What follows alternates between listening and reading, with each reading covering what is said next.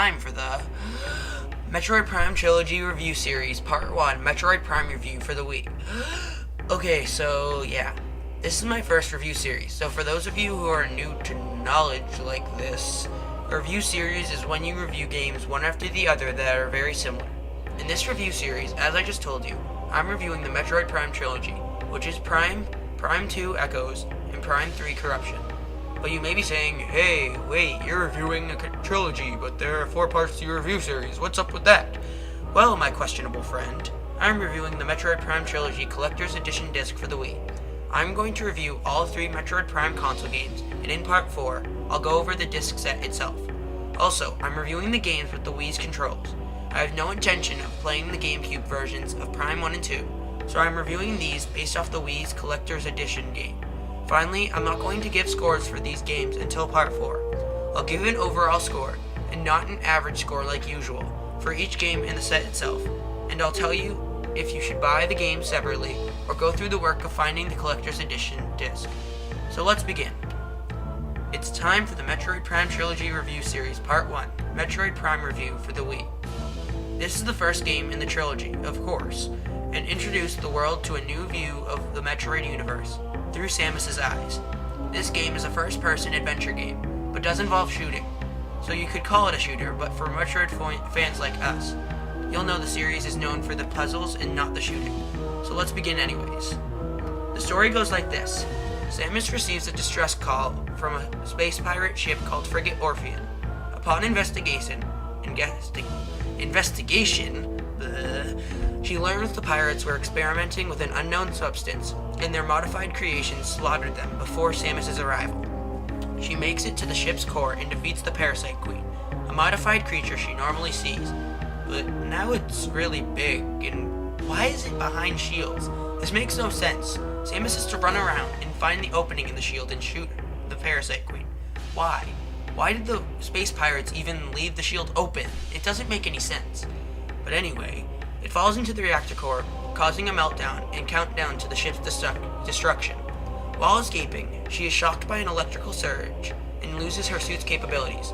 Almost out, she finds a reborn Ridley, who flies to the planet below.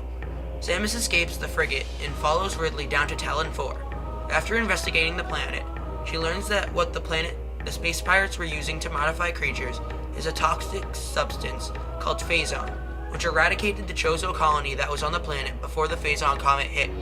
She learns the Phazon will destroy the planet unless she can enter the impact crater and destroy the Phazon core. Plot twists come into the game, but this is definitely the first in-depth story we've seen from the Metroid series, and personally, it's my second favorite story next to Metroid Other M. The graphics are incredible.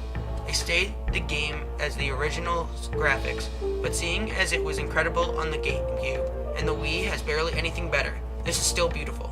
Talon Overworld is vibrant and lush with its grass, while the light colors of Phendrana Drifts makes you feel cold. It just gives a more detailed and graphic look into the series that the past games haven't been able to accomplish. The soundtrack is also great. I've always loved the dark, creepy tone the Metroid games give through the music, and Prime's music is definitely the best I've heard from the series.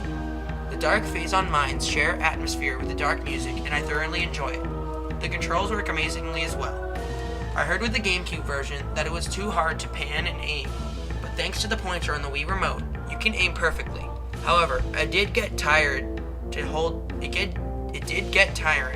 hold your arm up for long periods of time, and it felt awkward to be able to lock on, seeing as you could still move your arms around. But these are just minor gripes. You move with the nunchuck, jump with B, shoot and hold A for a normal or charged shot respectively, and hold Z to lock on. The panning and aiming worked very well, and I didn't feel like there was any lag between the controller and game. The gameplay, if you're new to the series, is that you go around a big world in search of not only your story's objective, but also your lost items that will help you advance through the world. I find this still perfect. However, the problem with the series is that the world is too large. I personally love huge environments that let you explore hidden areas, but with the Metroid series, they make a huge world with entrances to each area scarce. This is here too. I wish they put more elevators to the areas, which are cleverly disguised loading times, around the world, instead of having to do the endless backtracking through every area. but I still like the diverse areas. From the hot, fiery caverns to the underwater shipwreck, it also looks and plays good. You also go around shooting enemies, yet again, not really new to the series. This time, I found it much more fun, with the easy to use and learn controls. Playing this game is a breeze, but playing and playing through are two different things. The game is very challenging. It takes a bit of work to get past the bosses, but not enough work to make you break your TV screen, so it's balanced. The items are great too. Each is used well to activate the elaborate puzzles, which are my favorite of the series. The features, however, kind of lack. The story clocks in at about 25 hours, which is short for a Metroid game, but still enough to enjoy. But because of the collector's disc, you can unlock badges to use for unlockables in the menu, which I'll talk about in part 4. But everything is really good, even if features sort of lack, mainly in the Gamecube version. But I can't score off that, because I didn't play that version. Metroid Prime is an amazing game. It truly is the best transition from 2D to 3D I've seen, next to Ocarina of Time. I thoroughly enjoyed this game, and still play it from time to time on the hardest difficulty to challenge myself. If you want the scores and how it stacks up to the rest of the games, you'll have to wait till part 4 of the review series. Until next time, happy gaming.